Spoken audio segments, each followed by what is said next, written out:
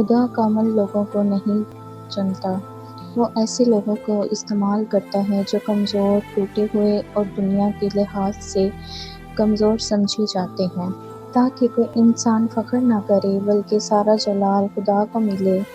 خدا نے دنیا کے کمزور لوگوں کو چنا تاکہ زوراوروں کو شرمندہ کرے۔ جب ہم اپنی کمزوری تسلیم کرتے ہیں تب ہی ہم خدا کی قوت کے لیے جگہ بناتے ہیں۔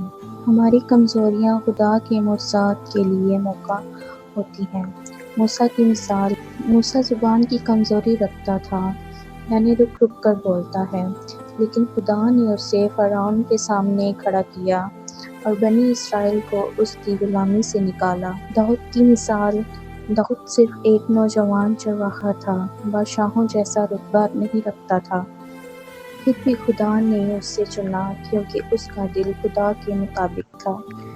کمزور بننا برا نہیں، کمزور ہونا ناکامی نہیں ہے۔ کمزوری ہمیں خدا پر انحصار کرنا سکھاتی ہے۔ خدا کی حضوری میں کمزوری روحانی طاقت بن جاتی ہے۔ خدا کو تمہاری قابلیت نہیں، تمہاری فرما برداری چاہیے۔ اگر تم اپنی کمزوری میں بھی ہاں کہو تو وہ تمہیں اپنی قدرت سے بھر کر دنیا کے لیے برکت بنا دے گا۔ بس اپنا دل حاضر رکھو، وہ تمہارا استعمال ضرور کرے گا۔ آمین۔